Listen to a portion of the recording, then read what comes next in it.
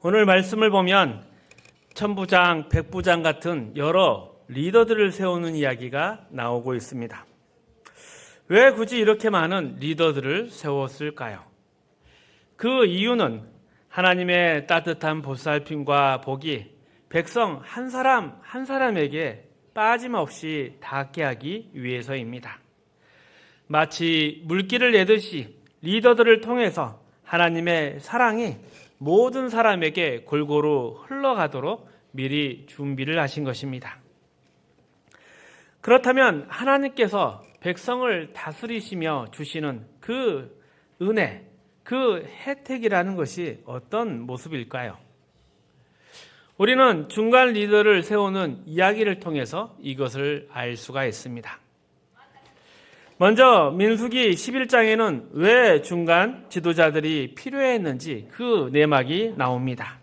우리 5절에서 17절까지의 말씀 함께 읽어봅니다.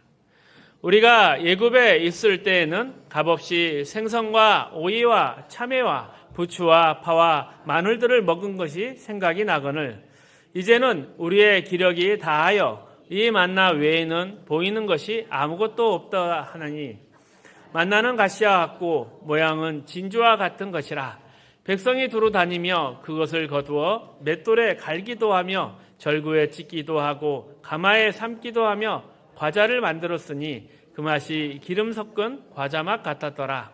밤에 이슬이 진영에 내릴 때에 만나도 함께 내렸더라. 백성의 온 종족들이 각기 자기 장막문에서 우는 것을 모세가 들으니라. 이러므로 여호와의 진노가 심히 크고 모세도 기뻐하지 아니하여 모세가 여호와께 여짜오되 어찌하여 주께서 종을 괴롭게 하시나이까? 어찌하여 내게 주의 목전에서 은혜를 입게 아니하시고 이 모든 백성을 내게 맡기사 내가 그 짐을 지게 하시나이까? 이 모든 백성을 내가 배었나이까? 내가 그들을 낳았나이까? 어찌 주께서 내게 양육하는 아버지가 젖 먹는 아이를 품듯 그들을 품에 품고 주께서 그들의 열조에게 맹세하신 땅으로 가라 하시나이까? 이 모든 백성이 줄 고기를 내가 어디서 얻으리이까? 그들이 나를 향하여 울며 이르되 우리에게 고기를 주어 먹게 하라 하온즉 책임이 심히 중하여 나 혼자는 이 모든 백성을 감당할 수 없나이다. 주께서 내가 이같이 행하실진대 구하옵나니 내게 은혜를 베푸사 즉시 나를 죽여 내가 고난당함을 내가 보지 않게 하옵소서. 여호와께서 모세에게 이르시되 이스라엘 노인 중에 내가 알기로 백성의 장로와 지도자가 될 만한 자 70명을 모아 내게 데리고 와 회막에 이르러 거기서 너와 함께 서게 하라. 내가 강림하여 거기서 너와 말하고 내게 임한 영을 그들에게도 임하게 하리니 그들이 너와 함께 백성의 짐을 담당하고 너 혼자 담당하지 아니하리라. 보통 우리는 이렇게 생각을 합니다. 하나님의 은혜를 누군가 잘 받아서 나누어 주면 되지 않을까? 이게 뭐가 어렵나? 그런데 실제로는 은혜를 받아오고 전하는 사람이 먼저 지칩니다. 이 점은 의외로 생각하지 않습니다. 그저 하나님 일 맡았을 때 게으르지 않고 욕심만 부리지 않으면 괜찮다 생각하지만 문제는 그게 다가 아닙니다. 하나님의 은혜를 받아서 전하고 하나님의 말씀을 선포하는 자가 오히려 먼저 지칠 수 있습니다. 왜냐하면 사람은 본성적으로 하나님의 간섭을 싫어하기 때문입니다. 하나님의 다스림은 복이며 살 길입니다. 심지어 꾸중조차도 우리를 위한 은혜입니다. 그런데 사람들은 그것을 부담스럽게 여깁니다. 앞서 보았듯이 우리는 율법도 부정적으로 이해합니다. 하지 말라, 어기면 벌 받는다, 이렇게 생각하죠. 하지만 율법은 죽을 수밖에 없는 우리에게 살 길을 열어주신 하나님의 선물이었습니다. 그럼에도 우리는 이 율법을 거추장스러운 것, 감시하는 규칙 정도로 여깁니다. 그래서 하나님의 은혜와 자비와 긍휼을 전하는 사람이 오히려 먼저 지칩니다. 받아야 할 사람들이 싫어하기 때문입니다. 민수기 11장이 바로 그 모습입니다. 굶어 죽을까 봐 하나님이 만나를 주셨더니 이번에는 고기를 달라고 합니다. 매일 먹을 수 있게 해 주었더니 이제는 지겹다고 불평합니다.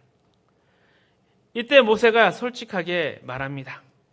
하나님, 이렇게 하실 거면 차라리 나를 죽여주세요. 쉽게 말하면 더는 못하겠습니다. 저 사표 내겠습니다. 모세는 특별하고 남다른 사람이 아닙니다. 우리와 크게 다르지 않습니다.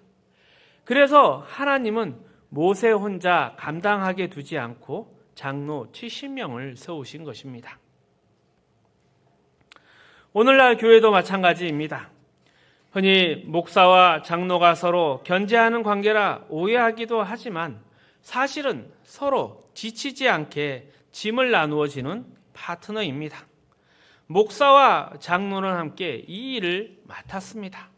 그래서 서로 지치지 않게 해야 합니다.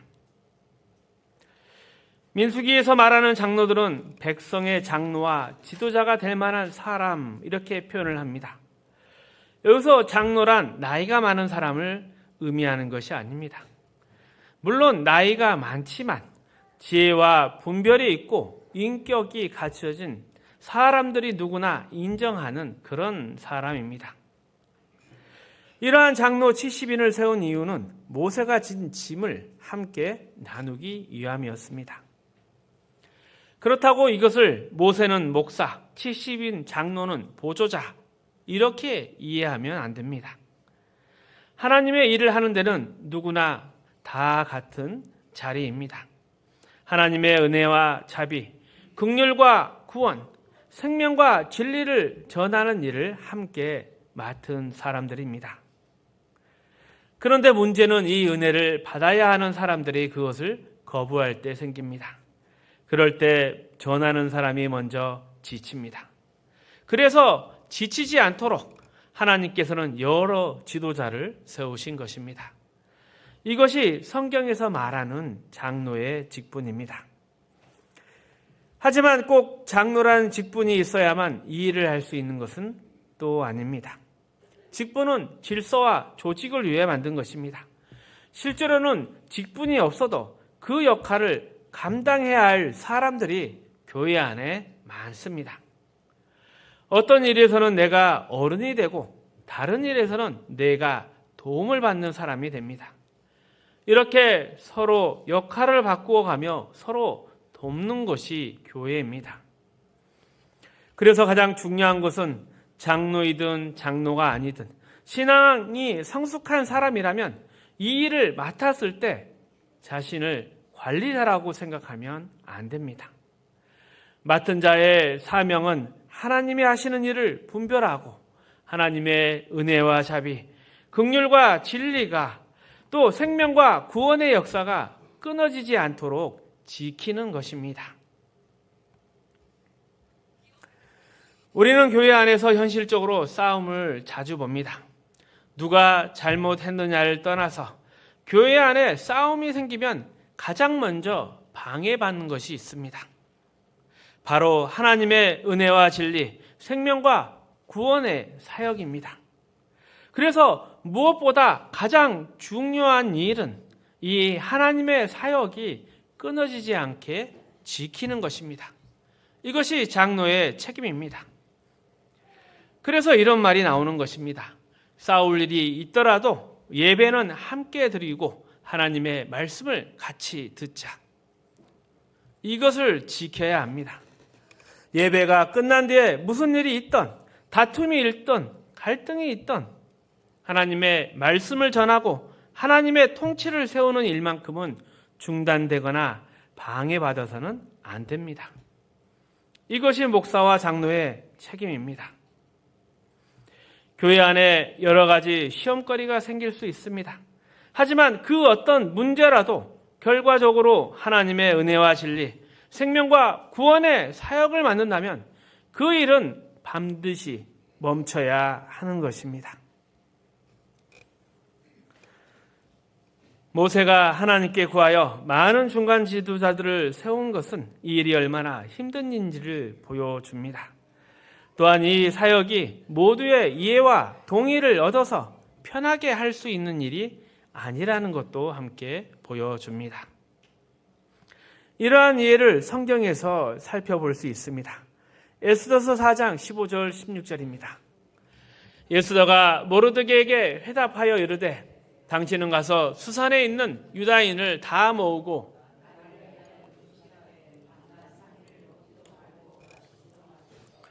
나도 나의 시녀와 더불어 이렇게 금식한 후에 규례를 어기고 왕에게 나아가리니 죽으면 죽으리이다 아니라. 죽으면 죽으리이다. 그냥 멋진 결단의 말이 아닙니다. 이 말이 왜 나왔는지를 알아야 합니다. 하만 때문에 유대 민족이 모두 죽게 생겼습니다. 이 사실을 알게 된 모르드게가 에스더한테 말합니다. 너가 지금 왕비가 된 것은 이 때를 위함인지도 모른다. 너가 외면해도 하나님은 다른 길로 일하실 수 있다. 하지만 너는 너 책임을 회피해서는 안 될 것이다. 이 말에 에스더가 결단합니다. 그 대답이 바로 16절이었습니다.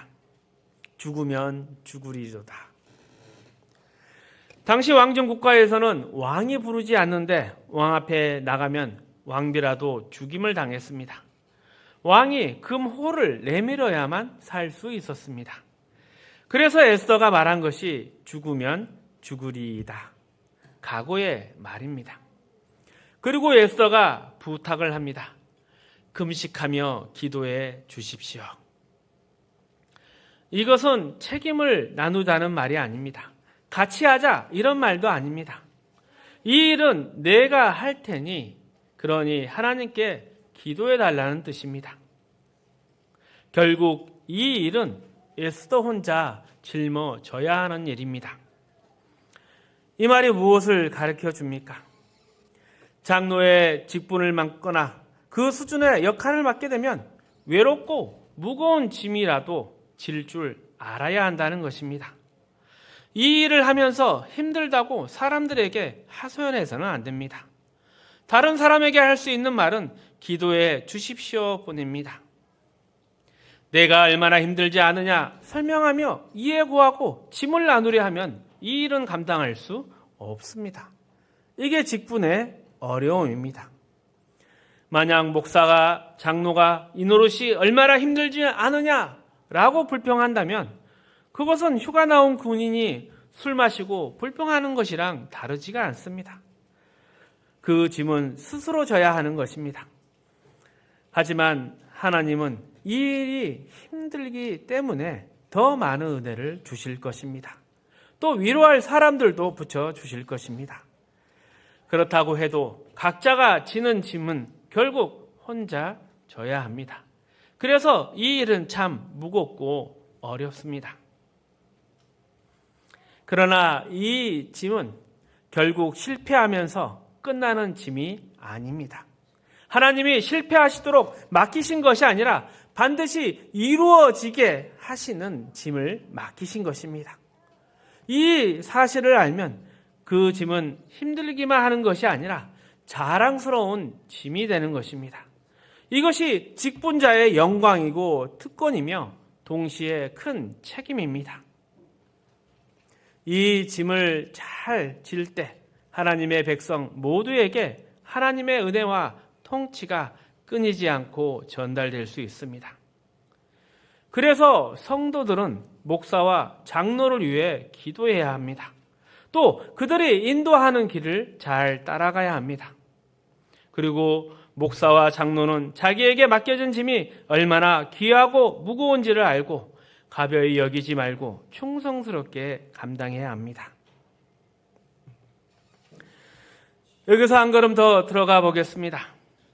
하나님의 다스림이 우리의 삶에 잘 나타나려면 단순히 짐을 지는 것뿐만 아니라 하나님의 복을 골고루 나누어 주는 일도 정말 중요합니다.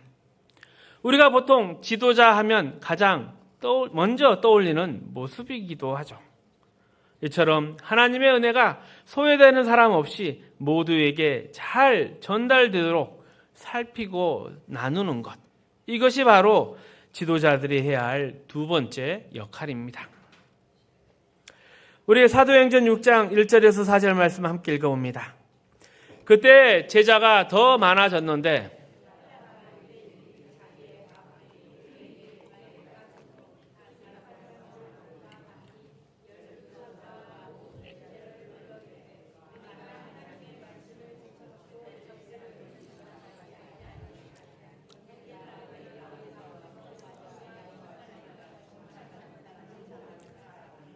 우리가 이 일을 그들에게 맡기고 우리는 오로지 기도하는 일과 말씀 사역에 힘쓰리라 하니.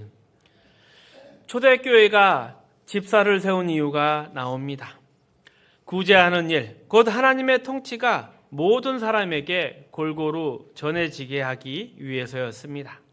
실무를 맡길 사람이 필요했던 것입니다. 그래서 집사는 공식적으로 집사로 뽑힌 사람만을 말하지 않습니다. 사실 모든 성도는 집사의 역할을 함께 맡고 있다고 봐야 합니다. 각 사람이 하나님께 받은 은혜와 진리, 그리고 경험한 구원을 나누는 일에 게으르지 말아야 합니다. 또 편을 가르지 말아야 합니다. 개인적인 감정이나 사심으로 사람을 대하지 말아야 합니다. 하나님의 은혜는 특정한 사람에게만이 아니라 모든 사람에게 골고루 나눠져야 합니다. 로마서 12장에 가보면 이 일에 대해 자세히 설명을 합니다. 8절 말씀입니다. 혹 위로하는 자면 위로하는 일로, 구제하는 자는 성실함으로, 다스리는 자는 부지람으로, 긍휼을 베푸는 자는 즐거움으로 할 것이니라. 구제할 때 성실하게 해야 한다. 성실하다는 말은 가끔 여유 있을 때 하는 것이 아니라 늘 제대로 하라는 뜻입니다. 대충 하지 말라는 것이죠. 긍휼을 베푸는 사람은 즐거움으로 하라. 그런데 실제로 도와주다 보면 마음 상할 때가 더 많습니다. 도움받는 사람이 게으르고 또 고마워하지도 않는 경우도 많습니다. 어떤 사람은 도움받는 것을 권리처럼 여기기도 합니다. 그럴 때가 제일 어렵습니다. 그래도 화를 내지 말아야 합니다. 불평하지 말아야 합니다. 그저 조용히 네 하며 베풀어야 합니다.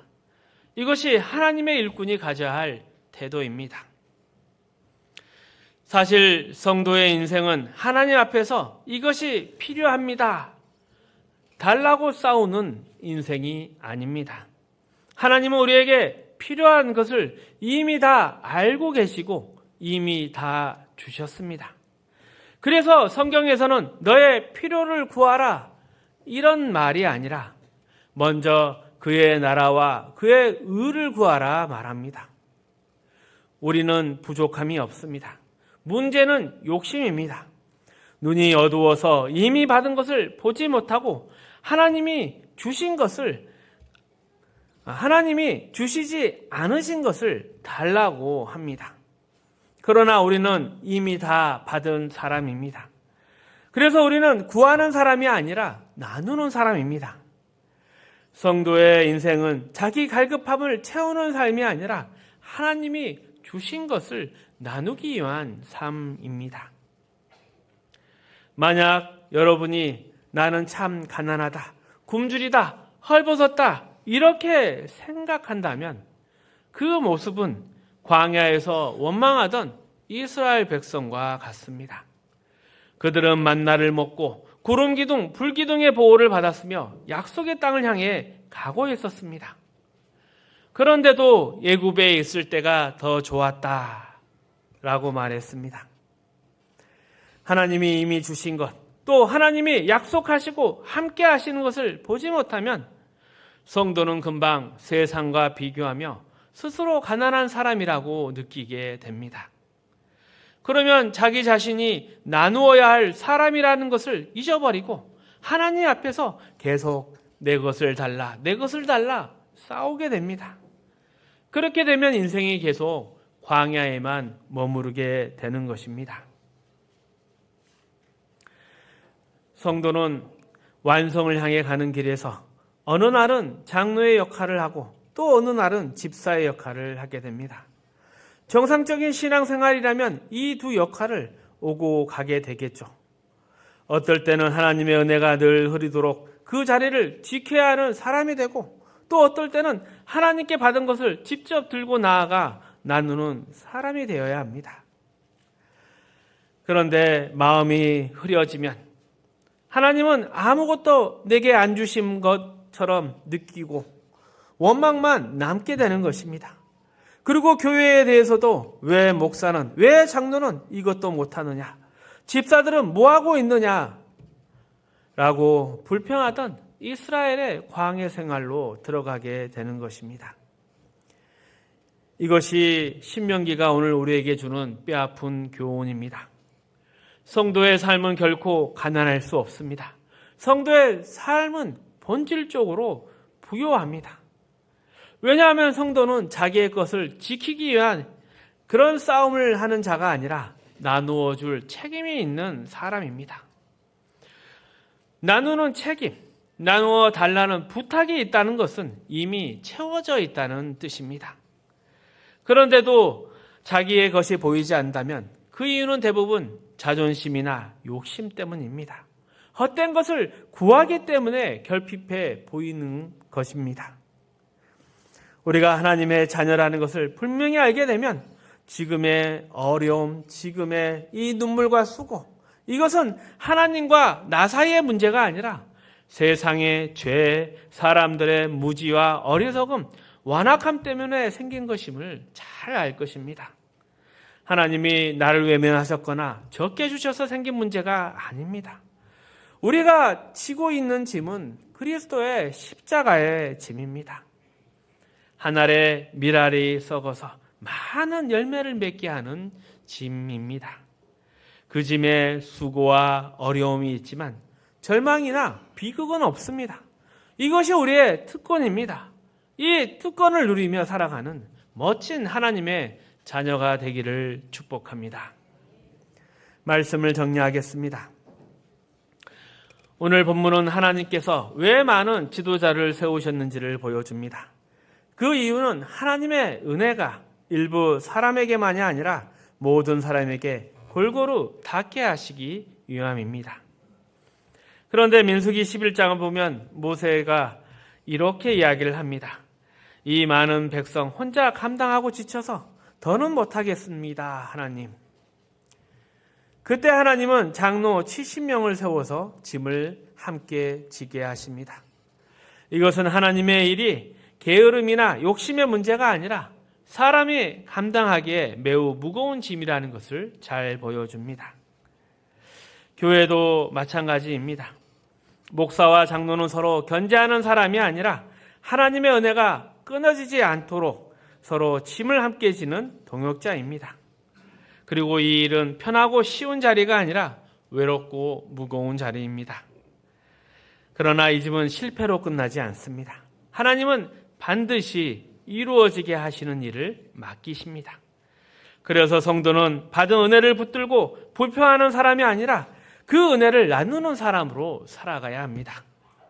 이것이 하나님께서 세우신 지도자의 목적이며 모든 성도가 함께 걸어가야 할 믿음의 길입니다. 승리하시기를 축복합니다.